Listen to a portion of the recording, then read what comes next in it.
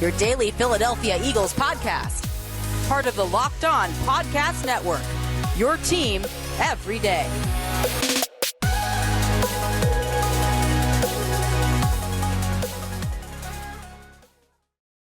What's going on, Eagles fans? Welcome in to another edition of your daily Philadelphia Eagles podcast. This is the Locked On Eagles podcast. As always, part of the Locked On Podcast Network, your team every day. Louis DiBiase joining you on this Friday edition of the show, guys. We thank you for making Locked On Eagles your first listen each and every day. Today's episode of Locked On Eagles is brought to you by McDonald's, proudly serving communities since 1965. McDonald's has always been more than just a place to get tasty, affordable food. It's an unofficial community center. A big thank you to our friends at McDonald's for always being there.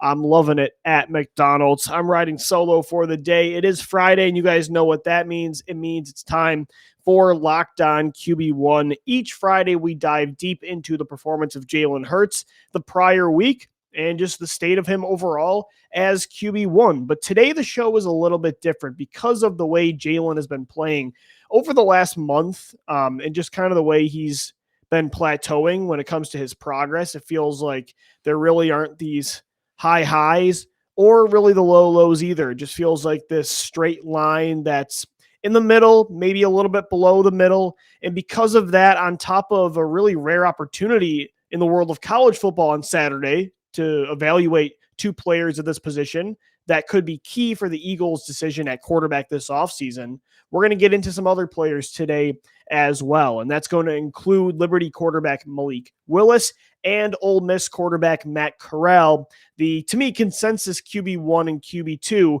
in the 2022 NFL draft class. They play against each other tomorrow at noon.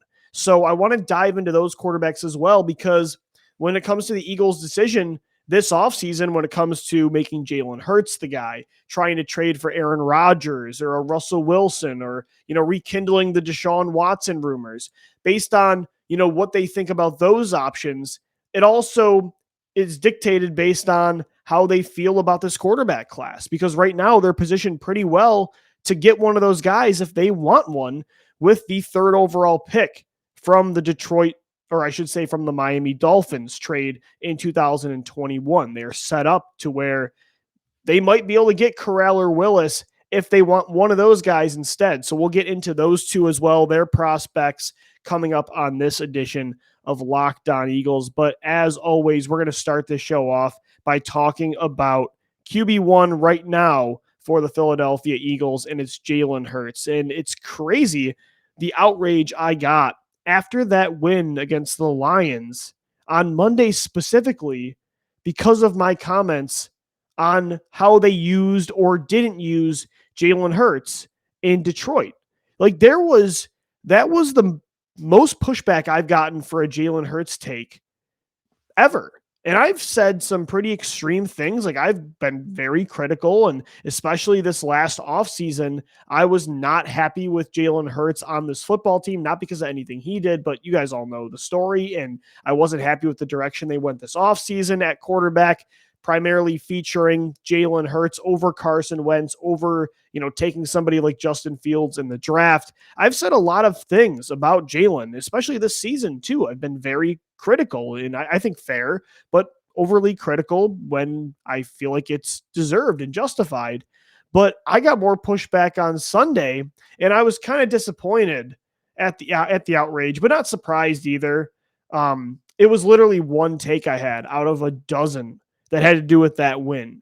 I had 40 tweets during the game. I did a 40-minute podcast. We do 5 podcasts a week on this show. And yet it felt like one podcast, or one tweet, I should say, was kind of being the thing that defined how I saw this football team, how I analyze the game, the football team themselves, this quarterback in general. And you guys know that's not true. I feel like I'm pretty good at using context. And even when I, don't believe in a player, I like to see both sides and remain as objective as possible. Of course, being still strong in my convictions and my opinions. But It was crazy, the outrage I got on Twitter. And here is what the pushback was from. So I tweeted early on Monday morning after rewatching that game against Detroit. And it was my feeling on Sunday, during the post-game show. And then it was the same after I watched that game over again on Monday. Here's what I tweeted. I said, quote, "The Eagles played the worst team in the league and thought the best strategy was to hide their quarterback and run the ball nearly 50 times," which was true. It was the right, and this is what I said, continue to say, it was the right strategy, sadly, and it is telling after the entire year they had the offense run through Hurts. And that got crazy pushback. People flipped. I'm not sure why. Hurts had just 14 passing attempts and showed all the same issues that made this offense a lackluster product for the majority of the first half of the season when they gave him the reins, when they were using him. His usage rate was higher than any quarterback in the NFL. He was the James Harden, if you will, or Russell Westbrook of the NFL. The Eagles, they took the training wheels off. Now, Nick Sirianni helped him out by using a lot of screen passes and a lot of simple completions. But at the same time, this team from the start of the season said, the offense is going to run through Jalen Hurts. We're going to see if he can sink or swim, and we're going to see if he can carry this football team. And the strategy did not remain the same on Sunday against Detroit. And to me, again, as I said in the tweet, that was the right strategy, but it was very telling that against the worst football team in the country, you hid your quarterback still. You still felt it was necessary to not just strike a balance. Where you were was crazy heavy on the side of passing the football. And then Sunday, you didn't find the balance of that in running against Detroit. You went the complete opposite way by almost running, 50 times in that game. So for me, that was telling about where the team sees Jalen right now. And I don't think that was really a huge hot take, but at the same time, it was on Twitter. And I'm not really sure why. I think I have some theories as to why. I think number one, people didn't like the negative perspective after a win. A lot of people use wins to negate, and this is fans, not really, I wouldn't say analysts or not even like the really diehard fan, but a lot of people on Twitter, and Twitter is not the real voice of the majority, but the loud people on Twitter, they use wins to negate issues that are still there. And that was my problem, is people didn't like that I was being critical of the football team in any way. Just because some positives get you a win doesn't mean everything in that game reflects in a positive way. And it's our job on this podcast to not be homers, to not be fans as much as we are fans of this team. I mean, look at the jacket I'm wearing. I love this football team, and I am a fan and an analyst, but it's our job to discuss everything in the game. And I had 30 other takes about all the positives from what the Eagles did in that game. And I even said in the tweet, it was the right strategy. It was a great philosophy for Nick Sirianni to get the win and improve to 3-5. I think others didn't think I liked the strategy even in a win, even though I said it over and over again. But the thing is, that positive strategy for the Eagles and for a win did not reflect on the quarterback in a positive way. The right strategy right now for this team to consistently win and produce on the offensive side of the football is a negative reflection on the quarterback's chances of being the guy. Because at some point, eventually down the road, and for the majority of the future, the quarterback has to be the focal point of an offense to have sustained success, not passing the football 14 times. And even in those 14 pass attempts, he is still the same player dealing with the same issues, leaving the pocket way too early, not seeing the field well at all from the pocket, even from outside the numbers when there's open receivers. And when he sees them, he's late to the read. And that was all the case again against Detroit. And now for the third week of the last four, Jalen Hurts has passed for under 200 passing yards. The Eagles are in the bottom half of most passing categories. They're 21st in passing DVOA. Jalen Hurts is 19th in DVOA for quarterbacks. He's 25th in QBR. He's 19th in on-target percentage. He has the third slowest time to release the football. He's completed under 60% of his passes through the majority of the last month and a half of games. And so that was what I said. Like, let's call a spade a spade. This football team on Sunday looked like they were trying to win with their quarterback and not win because of him. And of course, that strategy is going to change throughout the year because, again, they're still going to want to see Jalen Hurts in the full evaluation, try to carry this football team and develop more as a passer. But it was telling that they were trying to win with their quarterback and not win because of him. And they were trying to make him a side part of the offense. He was still extremely effective as a runner. I mean, some of the rushing he had, again, was very impressive. And look, rushing yards count just as much as passing yards. But when it comes to his development as a passer, like Sunday was a huge change in the way this franchise was using him. And to me, that's reflective of Jalen's lack of progress. And for people to not see that, I'm not sure why that got so much pushback. Again, I think it's because they won and people didn't like the negative there, and they wanted everything to be positive, including, analysis of Jalen Hurts. And also, I think some people just didn't fully read the tweet and made it seem like I wasn't happy with the way they won that football game. That's not true at all. Again, I praised Nick Sirianni. I thought he had a masterful game plan, as did Jonathan Gannon. But the game plan did not include the quarterback. And against a team as bad as Detroit, that is very telling. Now, it's only one game. I'm not saying that means anything long-term yet, but it just from where you were, what you were doing on offense to what you did in that football game, yeah, it's absolutely telling. Now, who knows? They might go out there against Los Angeles on Sunday, especially with their both starting cornerbacks out, including Asante Samuel Jr. They might throw the football 40-plus times. But who knows? I mean, this football team might see that blueprint against Detroit as the way to go, to run through the strength of your team, which right now is your offensive line. So if they do that again and again and again this year, and they suddenly become the Baltimore Ravens offense, yes, that is telling it's the right strategy and they're prioritizing that right now, but in the development of others, including Nick Sirianni. But it's also telling of their belief in Jalen Hurts as a passing quarterback. And so that's what I saw again on Sunday against Detroit, is that the Eagles finally, pulled back the reins, because I thought they saw the same consistent things week in and week out. And it felt like halfway through the season, they kind of got their answer, at least as of right now. And they're going to go back to it and try again. But it felt like they were like, okay, we've seen a lot of tape now. A lot of it's the same. We need to start piling up some wins and start prioritizing still keeping the season, alive and from going off the rails, and then maybe getting back to the evaluation of Jalen. And I thought that was a very rational take, but I guess not. I thought with Hurts, he was just, he wasn't costing you the football game on Sunday, but he also wasn't a reason that you won the game either. He was fine. He ran the football really well and he stayed out of the way, but that was a Nick Sirianni game. That was the offensive line just wrecking the ball game, and that was the defense really stepping up and dominating 100%. I want to get into some other quarterbacks coming up next, because tomorrow we have a rare opportunity to see the two top quarterbacks in the upcoming NFL draft class go up against each other. Liberty's quarterback Malik Willis and Ole Miss quarterback Matt Corral. Could one of these guys be the Eagles quarterback in 2022?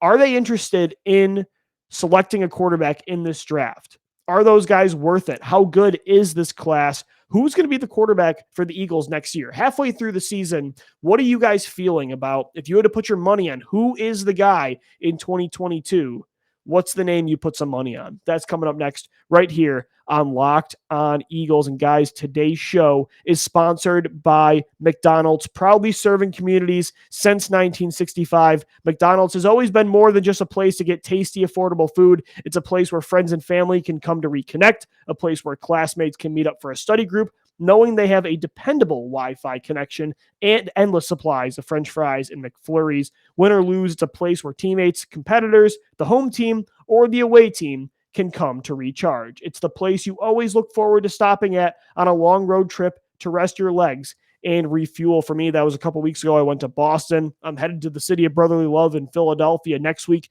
In the morning, I'm stopping for an egg, cheese, and sausage biscuit from McDonald's or a McGriddle. The pancake breakfast sandwich, if you haven't had that, oh my gosh, go check it out. It is magical. Head over to your local McDonald's today. We're so happy to be brought to you by McDonald's. Again, they've always been more than just a place to get tasty, affordable food. It's a place where friends and family bring the community together. A big thank you to our friends at McDonald's for always being there. Ba-da-ba-ba-ba. We're loving it here at Locked On Eagles. Guys, this is Louis DiBiase, your host today for your daily Philadelphia Eagles podcast, Locked On Eagles. It's Locked On QB1. We're talking Jalen Hurts. We're talking Malik Willis. We're talking Matt Corral. Heck, we're going to talk some Russell Wilson and Aaron Rodgers and, Deshaun Watson as well. I want to know what you guys think now halfway through the season. Who do you think? And hit me up on Twitter. We had a great discussion about this a couple weeks ago, but I want to kind of refuel that during the game tomorrow while we're watching Willis versus Corral. I want to know what you guys think. Right now, halfway through the year, you've seen a lot of the same things with Jalen Hurts. Some good, some bad. Kind of the same, though. Is he the guy next year? If you had to put your money on it, is Jalen Hurts the betting favorite?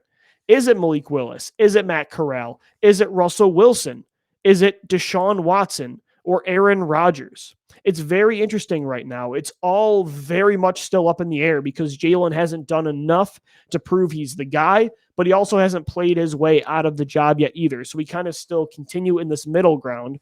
Of course, though, if the season ends and we're still in that middle ground, that will be your answer. As we said in the offseason, he needs to prove it definitively because the Eagles have a rare opportunity this offseason to get that other guy in multiple different avenues. And one of them could be the draft. I know everybody right now is so into obviously evaluating Hurts for the right reasons. And then it's the veteran quarterbacks because there's all these rumors. I saw the Adam Schefter podcast the other day. Schefter and Mortensen talked about how the Eagles are going to be at the front of the line this offseason to try to trade for Russell Wilson or Aaron Rodgers. But I feel like we're not talking enough about the prospects in the 2022 NFL draft. The Eagles have 3 first-round picks this year. Right now, they would have the 3rd overall pick because of Miami. They would have the 8th pick and the 9th pick as well. They have a rare opportunity where they could not only get that rookie quarterback, but also build around him with multiple other day 1 and day 2 picks. They would have, compared to 2016, you had to use all these draft picks to go get Carson Wentz. And then you had to find ways to build around him, and they really couldn't do it. Whereas now, for having all the picks you do already and having the Miami pick up top, you could get Willis or Corral, use 2 other first-round picks to build that defense. You'd have another second-round pick to use as well, potentially to get those guys another lineman or another receiver or another defensive player, a 3rd-round pick. It's, to me, the most enticing scenario.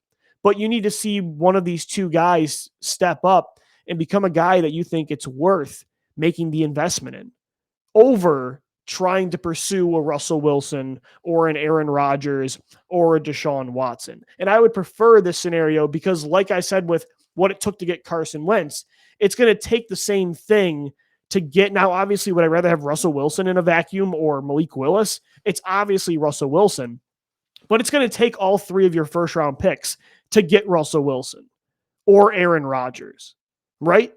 And so you're going to have to use all of that draft capital to get the quarterback. I'd rather use one of the picks on one of these guys and then use all the other picks. You're going to get the best of both worlds. You can get the young quarterback prospect and you can build this defense up, which is in desperate need of young prospects. So I'm really excited to see Corral and Willis in front of the country tomorrow. QB1 versus QB2 go at it. Improve, just like Jalen Hurts is trying to do, that they could be the face of the Philadelphia Eagles. It's a rare opportunity. I mean, you don't really see QB1 and QB2 face off in college that often. I guess you got it last year with Trevor Lawrence and Justin Fields. Most people didn't have Fields as QB2. I was one that did. Zach Wilson was the second guy in the draft, but Lawrence Fields I would count last year. But outside of that, you don't see it a lot. So I'm pumped. At noon, all I'm going to be doing is watching Ole Miss and Liberty. Now the question could be, which one is QB1 and which one is QB2? Malik Willis has been my guy since last year. Halfway through the college football season, I found out about Malik Willis and I fell in love. Like, he gives me such Lamar Jackson, Michael Vick vibes with that gear running the football. Only Lamar Jackson and Michael Vick have had that kind of wiggle, that kind of burst, that 0 to 100 type of acceleration. And that is rare. His mobility is generational. There's a lot of great mobile quarterbacks in the NFL and in college football too. Matt Corral, extremely mobile in his own right as well. But Malik Willis has that Lamar, that Michael Vick in him. He doesn't have the same speed, but he's almost as fast, and he has a complete cannon of an arm. And he's a bigger quarterback as well. I really liked Malik Willis, but let me tell you, I've been watching a lot of Matt Corral. To me, he should be the Heisman favorite, and he's starting to become my QB1 with how smooth the mechanics are, the arm power, the throwing motion, the mobility, the tenacity, like the strong personality, the toughness, the physical run style. Both of these guys have such a physical run style. Malik Willis is on pace to shatter the broken tackle record for a quarterback in the history of college football, according to PFF College. Like, these two are very enticing prospects. And I get that a lot of people say this is a weak QB class, and I've seen the comparison to 2013 thrown out there. I don't get that at all when I'm watching these two. Or even Desmond Ridder, I think, out of Cincinnati, is a great third quarterback prospect. I'm not sure why. Is it as good on paper as 2018 was, or last year 2021 was, where you have like 4 or 5 definitive guys are going in the first round? No, I don't think it's that. But I also don't think on paper it's 2013. There's no way, to me, Malik Willis and Matt Corral should be compared to, the top guys that year were what? It was EJ Manuel. It was Geno Smith. It was Ryan Nassib. That was a historically bad quarterback class. I don't think this one is historically good when it comes to just the evaluation process before they actually play. But at the same time, I don't think it's historically bad either. Corral and Willis, these two give me Lamar Allen vibes. I think they have plenty of upside to make teams fall in love with them, especially through the pre-draft process with this college tape they're putting on right now. When it comes down to seeing them perform at the combine, seeing the mobility, seeing the natural gifts, seeing the ceilings, you bet both of these guys are going to be top 5, top 7 picks in the draft this year. I guarantee it. Hype season is real. It's coming in the offseason. And before you know it, these guys are going to be looked at as top prospects too. Again, it won't be seen as 2018 or 2021 depth-wise, but these two deserve to be up there. If they were in a class with any other class top quarterbacks, I would say they're right with those guys when it comes to the best of the best. I mean, when you look at 2016, the last time the Eagles invested in a top quarterback prospect with a top 2 pick, Carson Wentz, Jared Goff, the two guys the Eagles were okay with moving up for. Were they seen as generational, like once-in-a-lifetime prospects, like a Trevor Lawrence or an Andrew Luck? No, 100% no. They weren't seen as those guys. Was Patrick Mahomes in 2017? No, he wasn't. Was Deshaun Watson in 2017? No, he wasn't. But those guys had enough upside that it was still worth investing in them. And it absolutely paid off. It paid off for the Eagles drafting Wentz. It paid off for the Chiefs clearly drafting Mahomes. Before this mess this year for the Texans, it was paying off with Deshaun Watson. The same thing in 2018 with Lamar Jackson and Josh Allen. I think Willis and Corral as prospects, they're right there with those guys. I don't think they're Trevor Lawrence before the draft. I don't think they're Andrew Luck. I don't think it's a blow your whole season up for these guys kind of thing, but they're also not players that should be second round picks, or the first quarterback this year should not be taken at, 22nd overall.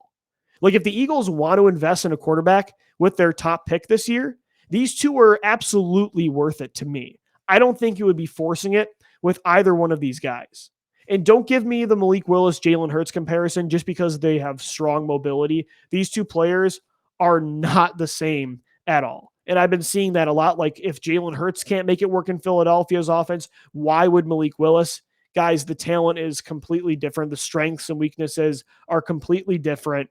And to me, it would be worth it. And I prefer that scenario over the Russell Wilson or Deshaun Watson scenario. Obviously, it would be better to have Russell Wilson as a quarterback. I just would love to keep those draft picks, and I'm a huge believer in these two quarterbacks that are going to go toe-to-toe tomorrow. I think Willis and Corral are going to be studs in the NFL, and I want to get my hands on one of them, and they fit the timeline perfectly with how the Eagles are building. You'll keep the picks, you'll get a prospect, and this is the more likely scenario too, guys. Like, let's be real. Yes, Adam Schefter said the Eagles will be at the front of the line for Russell Wilson and for Aaron Rodgers. I got news for you. Russell Wilson is not waiving his no trade clause for Philadelphia. Why would he leave Seattle for Philly? I think Seattle's situation is better than Philadelphia. You're not going to leave DK Metcalf and Tyler Lockett to come to Philly, considering the Eagles' track record with building around a quarterback lately, and considering the toxic environment it feels like they have at that position, and when it comes to the coach and just stability overall, why would a star like Russell Wilson that's had to put up with so much instability over the years in Seattle want to come to a place that might be even worse in that area? Or the same thing with Aaron Rodgers. Green Bay's situation is way more ideal than Philadelphia. And guess what? The other teams that are going to be in line, do they have the same ammunition as Philly? No. But again, if Rodgers or Wilson say, or Deshaun Watson even too, who would not waive his no trade clause to Philly this offseason, or I should say, yeah, in the summer and before the trade deadline, if those guys say no, it doesn't matter how many first round draft picks and Jalen Hurts and other players that the Eagles give that team. They're not going to make a trade because Russell Wilson is not going to come here if he doesn't want to.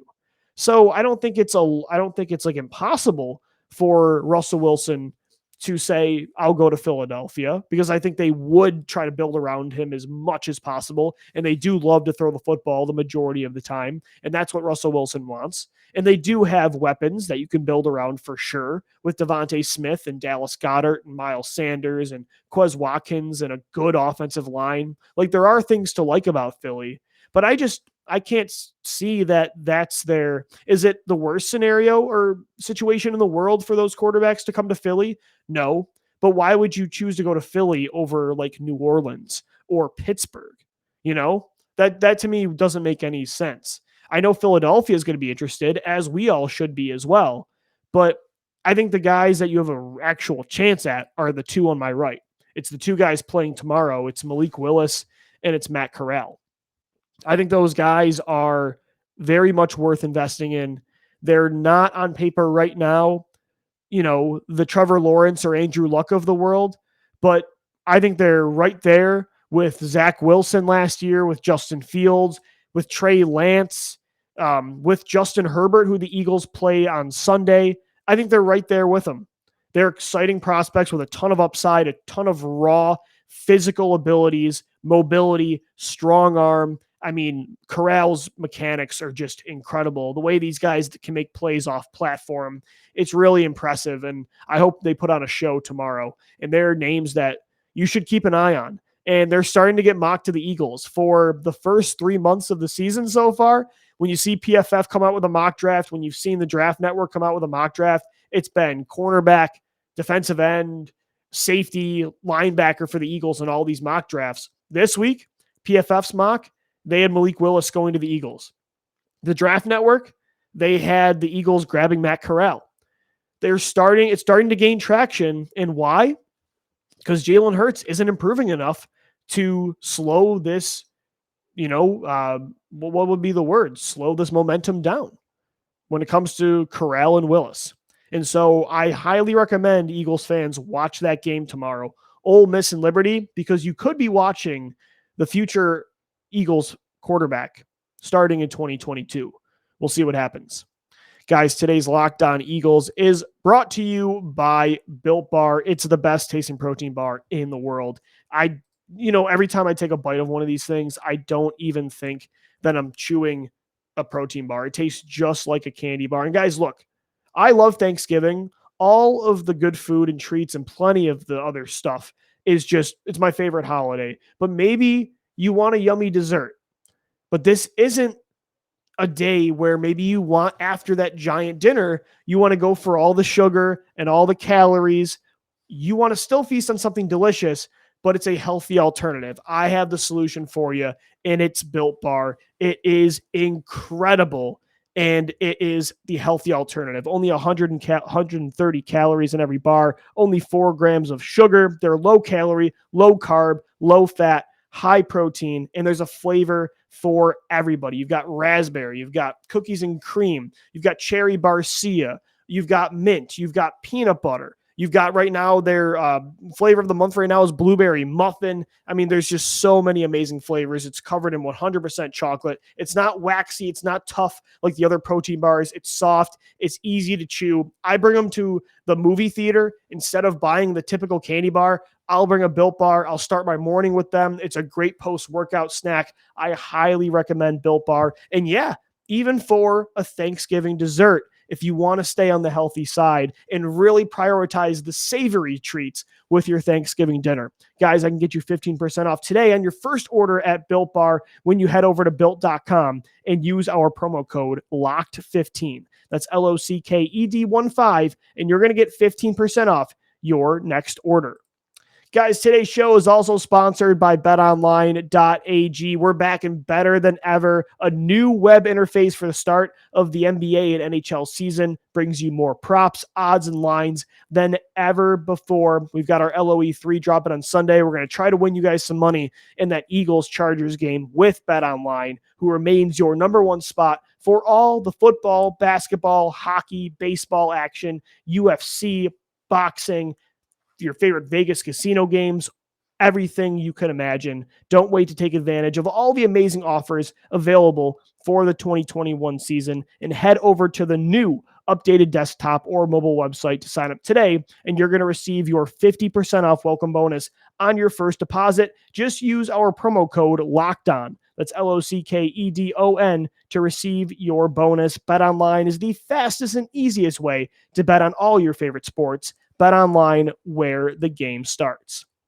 All right, guys, Louis DiBiase wrapping up this Friday edition of Locked On Eagles. We are locked on QB1, getting into Jalen Hurts, getting into the possibility of the Eagles drafting a quarterback next year, whether it's Matt Corral, it's Malik Willis, heck, maybe it's Desmond Ridder with that second or third first-round pick you have.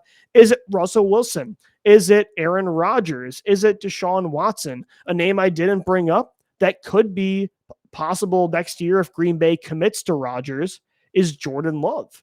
If they don't love Corral, if they don't love Willis, if they don't have a chance at Russell Wilson, if Jalen Hurts remains the guy he is right now, maybe they kick the tires and say, hey, we'll give you a pick for Jordan Love. That's a possibility as well. Everything is still on the table right now. And it's tough to decide who's the betting favorite. I think right now the majority would still say Jalen, just based on there's just so many other options that are just so shaky right now, like the traction, the momentum of, knowing if a veteran would come to Philly, if the Eagles even would want one of the prospects in this year's draft, if they have a shot at one, because you got to look into the draft order. Detroit and Houston have the top 2 picks. They could go Willis Corral or Corral Willis back to back, and then there's nothing you can do about that. So there's a lot of moving pieces still halfway through the season. So I would probably say Jalen Hurts is still the favorite. If I had to pick a favorite, I would say Matt Corral. I think he would be the guy the Eagles love the most in the draft class. Just when it comes to his style of play, the arm power, it wouldn't take a lot when it comes to developing the mechanics and such a natural throwing motion. I think his personality would fit in perfectly to the city of Philadelphia. I think if they were going to take a quarterback in the draft, it would be Corral. And again, I think Philly wants a veteran like Russell Wilson, like Deshaun Watson, like Aaron Rodgers. But the reason I wouldn't make them the favorite is because, again, as much as they're set up to go get one of those guys with those picks, I just can't imagine that they sign off on that, considering the other possibilities you could have, like New Orleans or Pittsburgh or Denver next year. I think it would be tough. But man, do I want one of those quarterbacks so bad. I mean, look at the kid that's coming on Sunday to play this team, Justin Herbert. He's one of the best quarterbacks in football already, a year and a half into his career with the Chargers. And I miss having that kind of player. Like Thursday was tough again to watch Carson Wentz, who was dealing. yet again. His 6th game this year where he had multiple touchdowns passing and no interceptions. That's atop the league. And you could still see the arm power is there. You see it with Justin Herbert. Look, you don't have to have it to be a successful quarterback in the league, but I miss having that kind of arm talent. It just puts you at such an advantage. There's plays they can make that other guys can't, and they can overcompensate for things, even when there's issues on your offense, personnel-wise, on your defense, with your front office, with your coaching. We saw it with Carson for so many different years. I just want that power back, the ability to throw off platform, to make plays only a few can, like Justin Herbert can. And Jalen Hurts can do that with his legs. I'm spoiled. I want the guy that can do both. I'm spoiled and I'm jealous watching around the league guys like Justin Herbert that can do that. Josh Allen, Lamar Jackson. It's tough. It's tough to watch these generational players, these top tier quarterbacks, and just the complete skill set they have, Patrick Mahomes, and not get jealous and not be envious of what you once had and what other teams have. I want that mobility, and I want the size again too. Like, being tall also isn't a necessity in football for a quarterback anymore. Like, you don't have to be 6'5" to be a successful franchise quarterback. But man, it's such an advantage when it comes to vision. Like, if you're smaller, like Jalen Hurts, like a Kyler Murray or a Baker Mayfield or a Drew Brees before he retired, you got to be able to make up for it with arm talent, with anticipation, when the vision gets cloudy, right? When guys are backing your lineman into you and your lineman is 4 to 5 inches taller than you, you got to have a Kyler Murray-like arm. You got to have that Drew Brees processing to make up for it. Jalen Hurts doesn't have that right now. So yeah, I'm jealous watching the other guys. I'm jealous of the quarterback the Chargers have that the Eagles play on Sunday. And I think a Matt Corral, I think a Malik Willis could be that next guy. And so I'm really excited about Sunday's game, Eagles-Chargers, trying to get back into the playoff race here with a win. It could put you tied for the 7th seed in the wild card race in the NFC. But man, I'm equally as excited for Liberty Ole Miss on Saturday at noon. I highly recommend Eagles fans watch that because momentum is starting to pick up when it comes to those guys and their connection with the Eagles potentially in this next draft. Guys, that's going to do it for Locked On QB1 right here on your daily Philadelphia Eagles podcast, Locked On Eagles. We thank you for making Locked On Eagles your first listen each and every day. We will be back on Sunday after the game for our post-game show. In the meantime, I'm going to sign off for now. Make sure you subscribe to LOE wherever you get your podcasts or on YouTube and on Twitter at Locked On Birds and at DiBiase LOE. I'm Lou DiBiase signing off. As always, thank you for downloading, thank you for listening, and let's go Birds.